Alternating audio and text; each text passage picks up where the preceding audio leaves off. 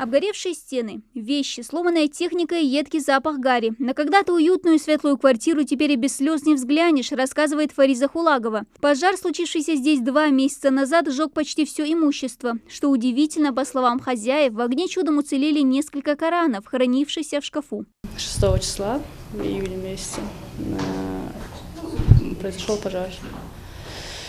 Причина чего мы сами даже точно не можем сказать, но нам установили, что было замыкание. А так все соседи говорят, что в тот день трансформатор, который был на улице недалеко от нашего дома, который находится, то включался, и в тот день погодные условия были нехорошие. Град был, дождь был. И учитывая все это, наверное, на фоне этого все и произошло. К счастью, в тот злополучный день, 6 июня, никого из большого семейства в доме не оказалось. Фариза по причине болезни лежала в больнице. 5 детей остались у родственников, ну а сам глава большой семьи Абу-Язид был на работе. Пожар вспыхнул в 5 часов вечера. Тревогу забили соседи. Почувствовав из квартиры запах гари, тут же вызвали пожарных. Пожар усилится, там же видно с улицы, наверх все поднималось больше. Вот видите, вот не вниз, а вверх шло все.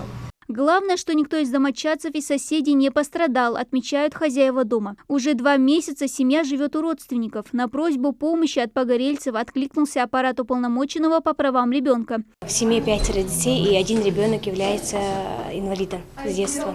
Будем делать все возможное, чтобы оказать данной семье необходимую помощь, для того, чтобы семья заново могла приехать к себе домой, и они как бы жили у себя на квартире. На сегодняшний день дети, они живут то у дедушки, то у бабушки, то у тети. В семье 7 человек, и, естественно, им очень сложно. Мы общались с детьми.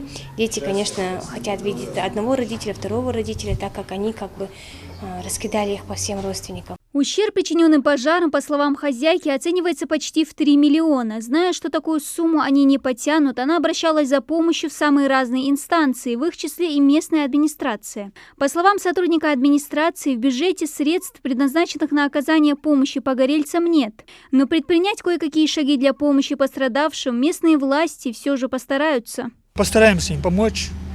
Правда, я не знаю, в каком виде это будет. Моя задача была прийти сюда, поговорить с людьми. Я после того, как вернусь в администрацию, должен руководству, а руководство уже будет решать. Подключить благотворительные фонды для помощи погорельцам намерена и Зарема Чахкиева, ну а пострадавшие впредь дали себе слово застраховать все свое имущество. Дана Плиева, Ахмед Горбаков, Новости 24.